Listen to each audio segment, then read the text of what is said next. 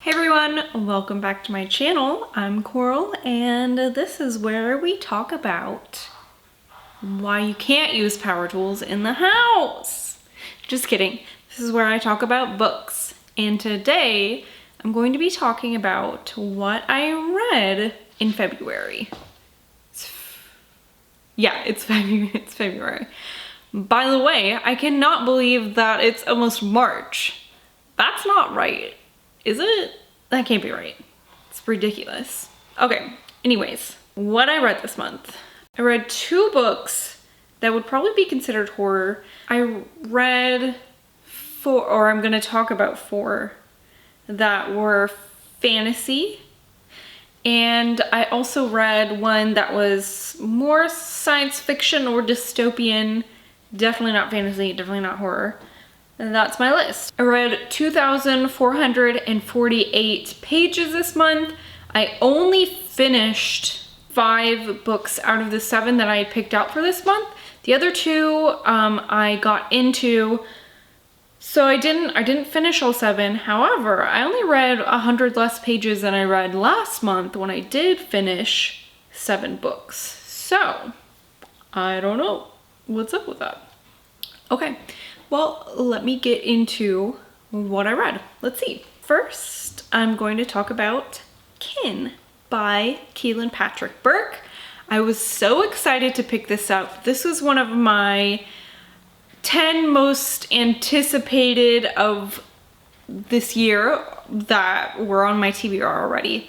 Not like forthcoming books, but I was so excited. Kin was published in 2012 and it is a horror novel. Basically, this took the final girl trope that you find in horror and it turned it upside down and it spun it like a top. And what came out was so fantastic. I didn't give this 5 stars, but I'd give it 4.5.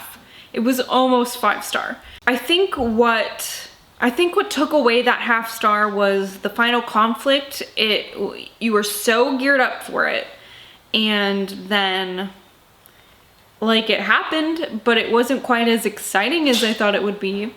So anyway, this book is about this young woman named Claire. I believe she's 19 years old, and she is on kind of like a road trip with her friends and they get abducted and her 3 friends get murdered and she barely gets away. So we follow Claire right after this incident happens. We follow her as she is healing. She's kind of in some danger, and we follow a few other characters. One being the boy who rescued her, who found her and rescued her. We also follow the family, they're called the Merrills, the family who murdered these kids. And this was a really excellent book. I think that Keelan Patrick Burke does something, oh my gosh, my cat is playing with cords. Keelan Patrick Burke does something so amazing with his characters. As you can see, this is not a very long book. I think it is about 270 pages. And he just is able to fit so much character into his books. And I've primarily read his novellas. I'm not actually sure how many other full-length novels he has. This is the first full-length work of his that I've read. But his novellas are so incredible, I think, because of how much character development he can fit into such a small amount of book. It's incredible. So this had that. It had so much character. I loved that you got the point of view of the Merrills. That was nuts. This book was gory and it was crazy. And I don't know, it was so good, and that's what makes it, I think, even more disappointing that the end just kind of, I don't know.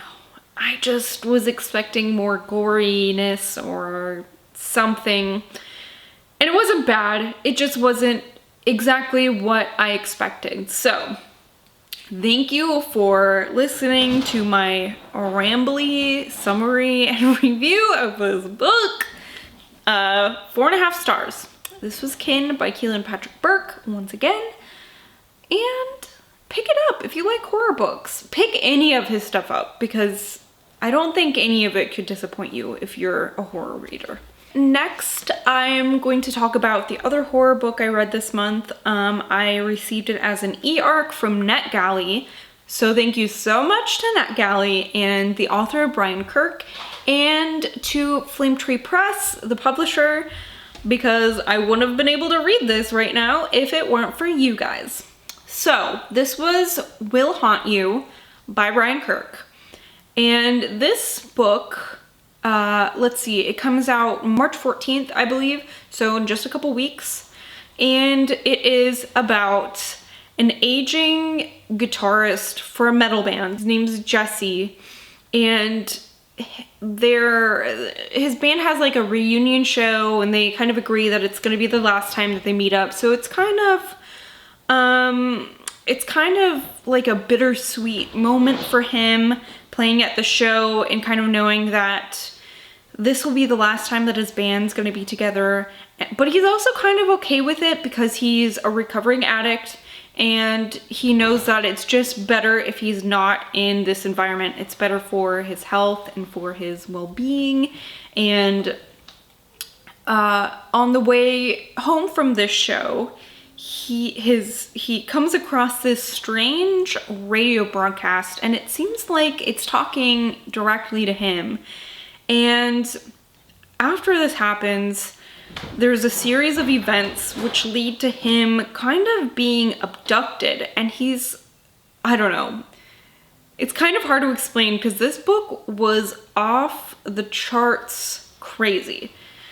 He is like, I have a leather couch in here, and my cat likes to do parkour on it. She has a pair of my 5-year-old socks that she just like drags around, and she's like rock climbing on my couch. So I'm sorry if that's distracting. Oh my god. Anyways, this book, he gets abducted, Jesse gets abducted. There's all these weird, I don't even know, like he's in this house and he doesn't know how to get out, and they're like kind of putting, not exactly scenarios, but they're like feeding him this weird information about a doctor who's making homunculuses, which is basically a human born without a soul. And so they're talking about this like genetic experimentation that's happened, and he gets put into a scenario where he has to drink again. So as a recovering alcoholic, he like doesn't want to do that. And I don't know, all this weird stuff happens. I guess I don't think I should get into the plot too much, but I don't know how to feel about this book. I think that there were parts that were very, very interesting.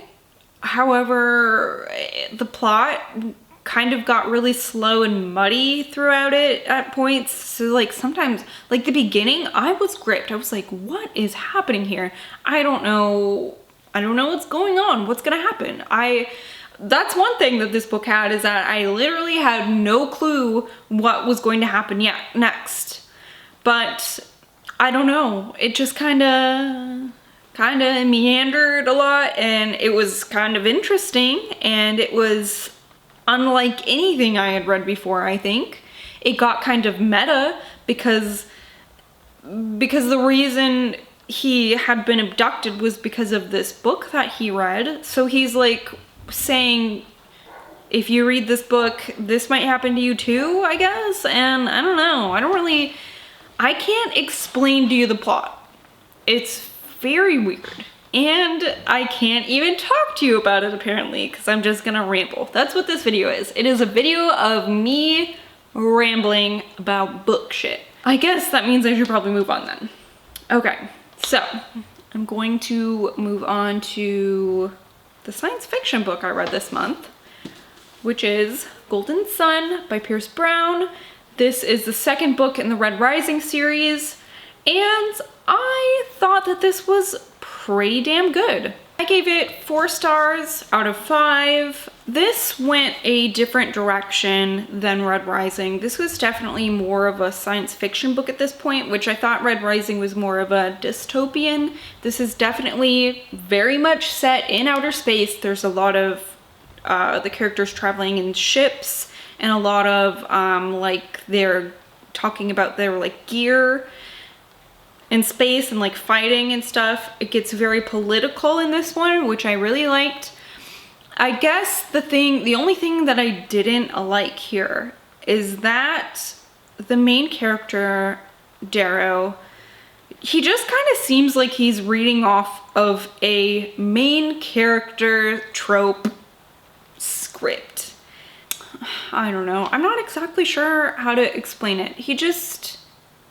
It was like, oh, of course he'd say that, because that's what, like nothing he did surprised me.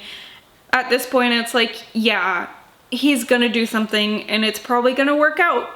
Like, even the things that don't work out, it's like he ends up getting them to work out in his favor.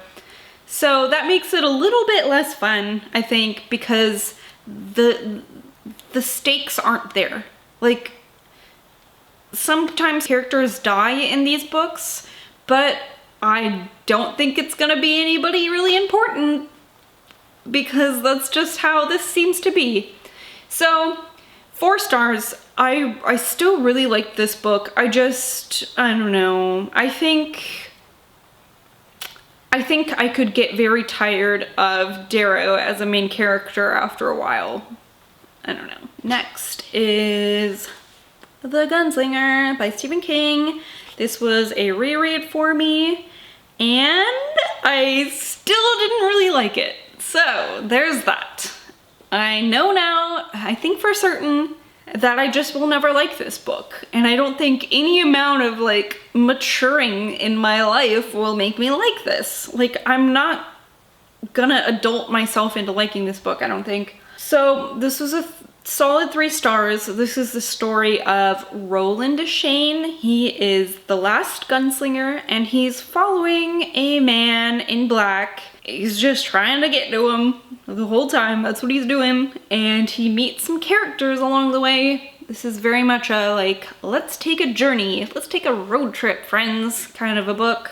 I always start out really liking this. So like, when I read it this time, I'm reading the beginning and I'm like, yes, this is so good. And I know what's gonna happen, but like, I wanna read it. And then towards the middle, I just like don't give a shit anymore, I guess. I don't know. I know that this is a beloved book by a lot of people. I know my dad, I think this is my dad's favorite book in the Dark Tower series, but I just can't like it. Roland, I can't like you right now. I like you better in the next book. I can't like it right now. That's my sad story. Next, I'm gonna talk about A Feast for Crows by George R.R. Martin. This is the 4th book in the A Song of Ice and Fire series, the Game of Thrones series. And this took me forever to read, and I was even listening to part of the audiobook as not like at the same time, but like if I was doing shit where I couldn't read but I could listen to something, I was listening to the audiobook, and this still took me almost 2 weeks to read. And I gave this probably 3.75 stars, because it's like, it's better than average, but it's not that much better than average. And I'm forgiving some things in here because like, I know that the plot there has to be, people have to be in certain places for the rest of the plot to work out, if that makes sense. Like, I know that these people, like, these things need to happen, and like, they're not very exciting, so I can forgive that. But I can't give this 4 stars because I didn't think it exceeded expectations, I guess. Game of Thrones is a very highly political fantasy series, so there's a lot of politics going on here. I'm not going to give you a synopsis because it's way too complicated, and also I would have to give spoilers out. But I think what I'm going to say about this is that some points were such a drag. I don't think there was hardly any like really fast-paced things that happened until like the last like 60 pages of the book. And also, Jamie is so boring in this book. He has got to be the most boring person in Westeros. I just can't care about him, and I like him in the show. So there's that. Okay, so those are the books that I actually finished this month. But I'm going to talk about the two that I haven't quite finished. The first one is Vermillion by Molly Tanzer. I'm about 90 pages into this right now, and it is so good so far. It's crazy. This is about Lou Merriweather. She is what they call a psychopomp, which is basically kind of an exorcist. She's half Chinese. She lives in San Francisco, and it is, I believe, 1870. But this is not like our San Francisco in 1870. There are like animals that talk. Like, she talks about bear market where like most of the merchants are bears, but they like speak human. And out at the docks, there are like sea lions, and they have flippers, but they like speak. I don't know, it's so crazy. So yeah, I'm enjoying this so far. I was hoping to finish it by the end of the month, but I don't think, I mean, I'm filming this on the 27th, so I don't think I'll make it by that point. But this is really good so far, so I can't wait to get back to you next month with what I thought about it. And last but not least, I have The Talisman by Stephen King and Peter Straub. This, I didn't know hardly anything about this actually, but I'm really enjoying it so far. It's definitely more the fantastical side of Stephen King's writing. This is about a 12-year-old boy named Jack, and his mother has cancer, but she is not very forthright about it. And he thinks he finds a way to cure her of cancer. But he has to go into the territories to do this. And the territories is like another world. So he's found a way to flip into this world, the territories, and things are very strange there. It's definitely like a horse and carriage time, like kings and queens and stuff like that. And it's been really good so far. I'm just about halfway through, maybe just a little less than halfway, and I'm liking it so far. But again, this is a book where a character takes a road trip basically, and I'm hoping that that doesn't get tedious because I'm not even halfway through this, and I think he has a whole lot of road trip to go. So we'll see how it goes. I like it so far, so I hope I keep liking it. Well, that is what I have for you today. And thank you so much for watching. If you've read any of these books, let me know in the comments. If you've read The Talisman or Vermillion, if you finished those and you loved them or you hated them, let me know because I'd really, really love to know. Anyways, I will see you guys in a video in just a couple days. But until then, see you later, alligators.